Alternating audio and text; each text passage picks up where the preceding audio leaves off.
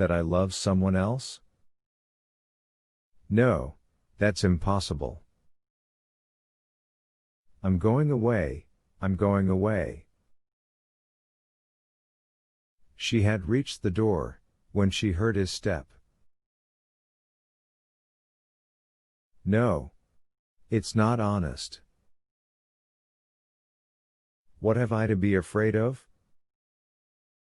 I have done nothing wrong.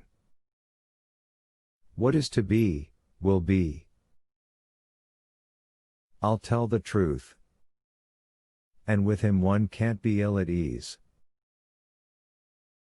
Here he is, she said to herself, seeing his powerful, shy figure, with his shining eyes fixed on her.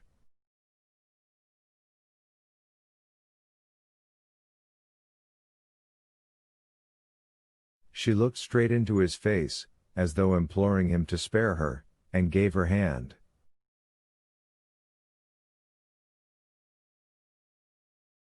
It's not time yet, I think I'm too early, he said, glancing round the empty drawing room.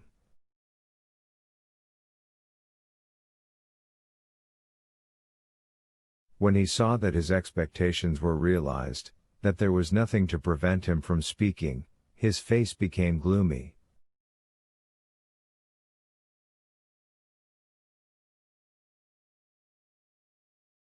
Oh, no, said Kitty, and sat down at the table.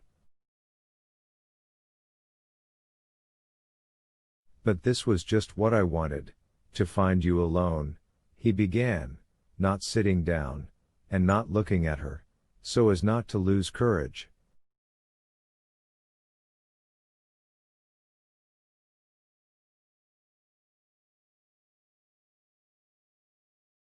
Mama will be down directly. She was very much tired. Yesterday. She talked on, not knowing what her lips were uttering, and not taking her supplicating and caressing eyes off him.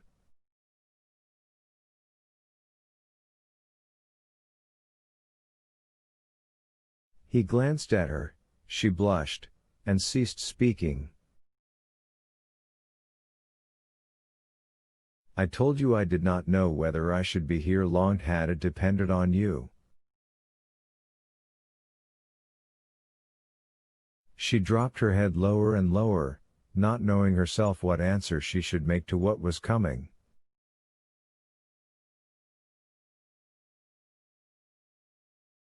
That it depended on you, he repeated. I meant to say I came for this to be my wife. He brought out, not knowing what he was saying, but feeling that the most terrible thing was said, he stopped short and looked at her.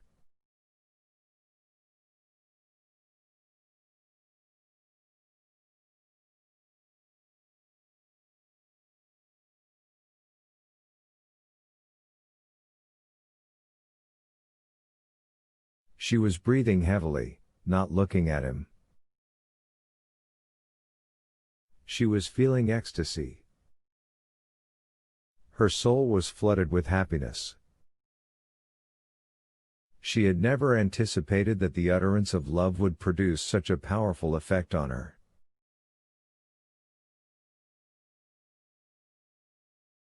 But it lasted only an instant. She remembered Vronsky.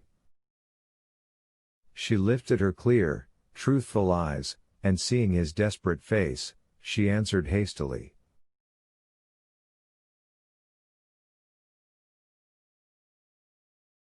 That cannot be, forgive me. A moment ago, and how close she had been to him, of what importance in his life.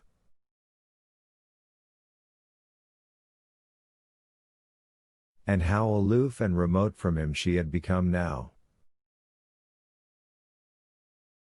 It was bound to be so, he said, not looking at her.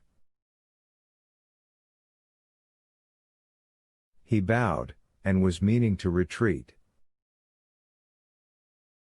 Chapter 14. But at that very moment the princess came in. There was a look of horror on her face when she saw them alone, and their disturbed faces.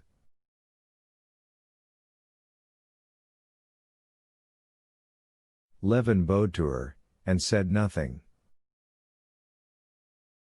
Kitty did not speak nor lift her eyes.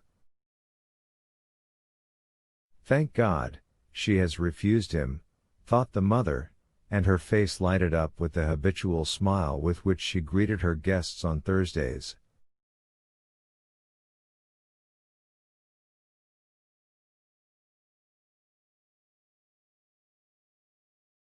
She sat down and began questioning Levin about his life in the country.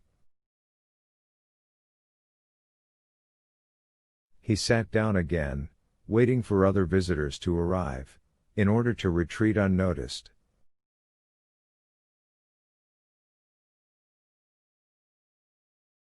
"5 minutes later there came in a friend of Kitty's, married the preceding winter, Countess Nordsten.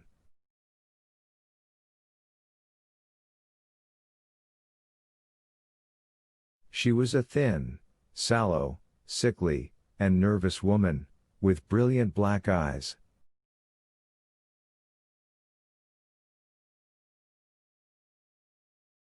She was fond of Kitty, and her affection for her showed itself, as the affection of married women for girls always does, in the desire to make a match for Kitty after her own ideal of married happiness.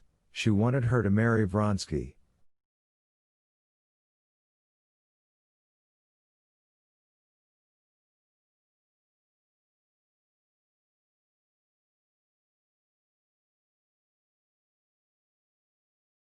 Levin she had often met at the Shtcherbatskys' early in the winter, and she had always disliked him.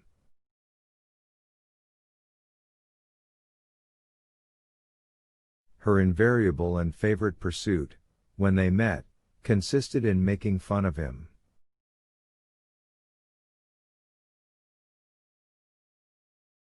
I do like it when he looks down at me from the height of his grandeur, or breaks off his learned conversation with me because I'm a fool, or is condescending to me.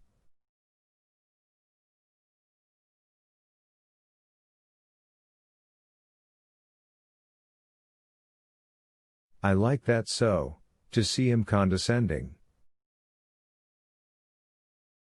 I am so glad he can't bear me, she used to say of him. She was right, for Levin actually could not bear her, and despised her for what she was proud of and regarded as a fine characteristic: her nervousness, her delicate contempt and indifference for everything coarse and earthly.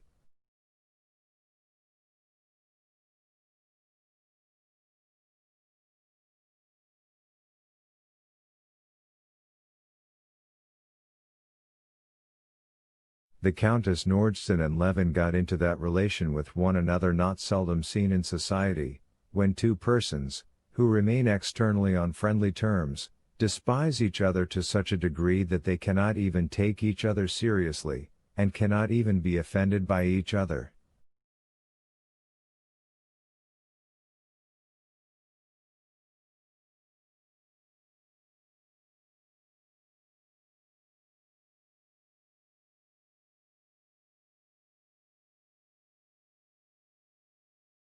The Countess Nordsten pounced upon Levin at once. "Ah, Konstantin Dmitrovich. So you've come back to our corrupt Babylon," she said, giving him her tiny, yellow hand, and recalling what he had chanced to say early in the winter, that Moscow was a Babylon. "Come, is Babylon reformed, or have you degenerated?" she added, glancing with a simper at Kitty.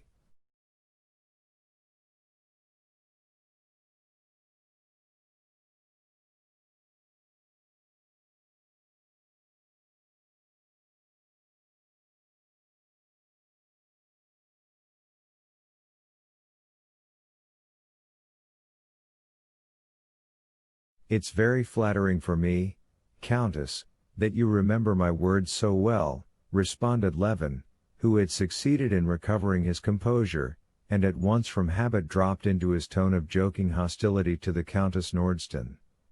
They must certainly make a great impression on you.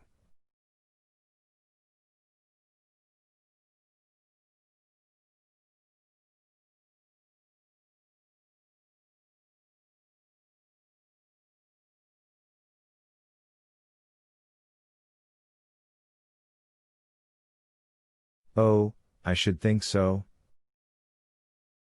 I always note them all down.